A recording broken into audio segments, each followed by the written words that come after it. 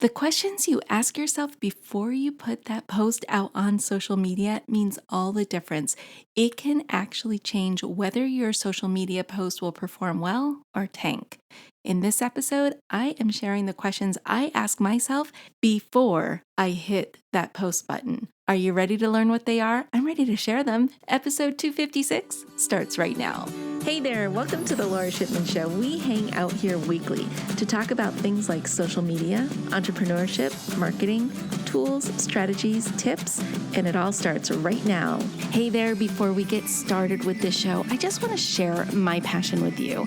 I love teaching people just like you how to master social media for business, breaking it down into easy to consume and easy to execute steps so that you can see immediate results. So whether you want to start a social media consultancy or grow your brand's presence on social media, I can help. I can help you get started and master all the things that you need to know. So I want you to go over to my website. It is filled with resources, tools, tips, and courses. Visit lorashipman.com. That's LORA shipman.com to get all the goods. Now, you ready for the show? I know I am. Let's get started. Well, hey there, everybody. Welcome back to the show. Today, we are talking about questions you need to ask yourself before you hit that post button. It will make the difference between your content really performing well or tanking. So what are those questions that you need to ask yourself?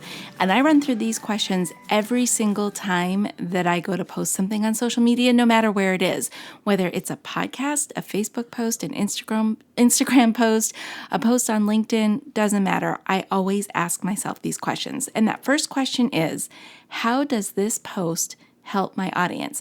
I want to know that I'm creating content from a place of serving and helping my audience. If I can't see how any of this is going to help you, I'm going to relook at what I'm posting and only put out quality content that I know you will benefit from. So that's the first thing you need to ask yourself is, how will your post or your content help your audience? In what way?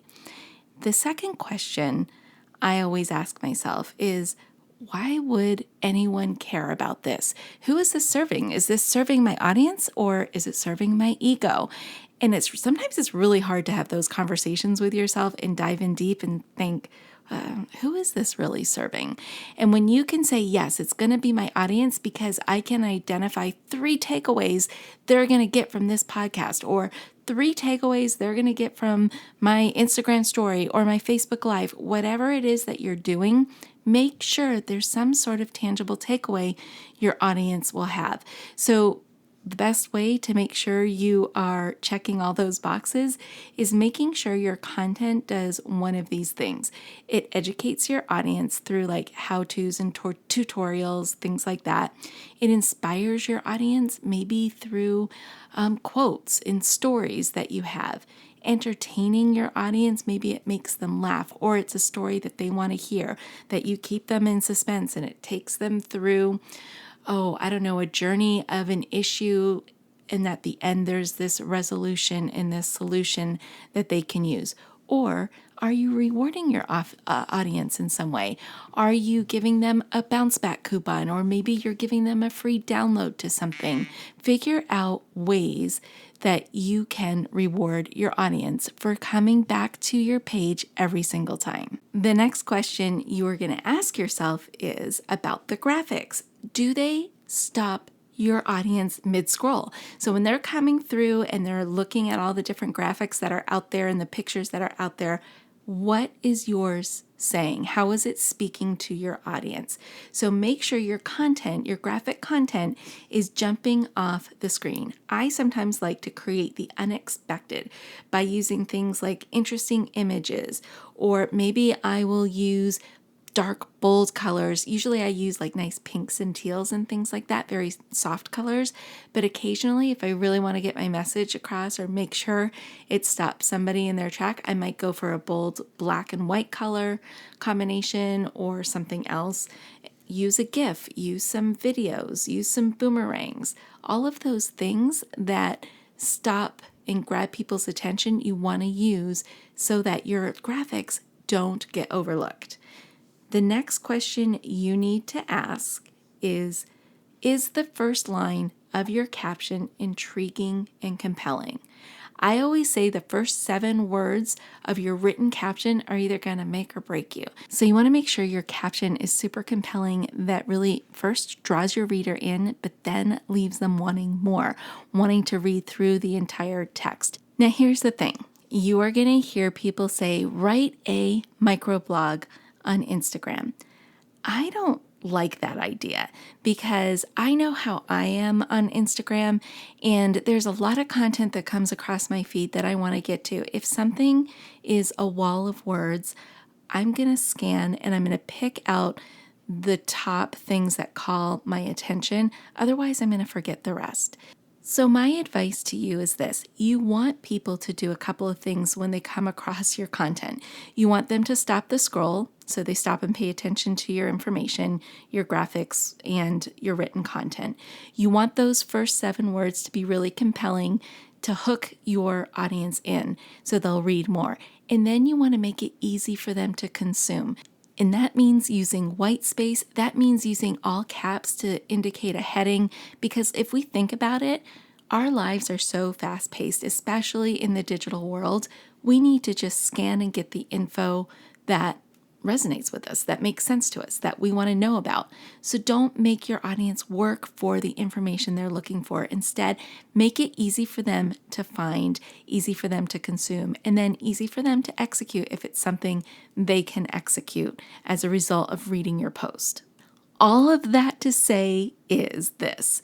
Make your post readable and make sure your whole point gets across without the reader doing too much work. If you're spending so much time writing a microblog in there, I think you're going to lose your audience. So just think about it this way too. Think about how you consume information. And is that something you really want to consume? Is that in your busy day-to-day life something that you want to sit down and stop everything and read that entire post? Or is there a way for you to make it more concise for your audience to actually get the real meat from it without working so hard? Okay, I will jump off my soapbox and move on to the next question you need to ask yourself. And that question is, what is my CTA or call to action? Everything you do must have a call to action. Your audience needs to know what to do next, or else they'll just skim on by and go to the next post, and we really don't want them to do that. Now, I'm going to challenge you here because a lot of people will say, get more information or see more, link in bio, click the link in the bio. Move past that. Go to something a little bit more juicy, like tell me in the comments what your vote would be, or would you choose this or that? Give them a discussion topic so that they can carry on in the comments with both you and the audience that's already there. And again, that's all part of building that tribe and that relationship that we're trying to build on social media. So make it easy for people to do that by leaving them with a thoughtful prompt before they go on to the next post. And your goal is to have them either make a comment, send you a DM, or connect with you in another way, but just stay away from link is in the bio, because a lot of people are not going to leave that feed to go check out the link in the bio. You want to captivate them right there in the middle of the post and not lose their attention. So just don't make them work so hard.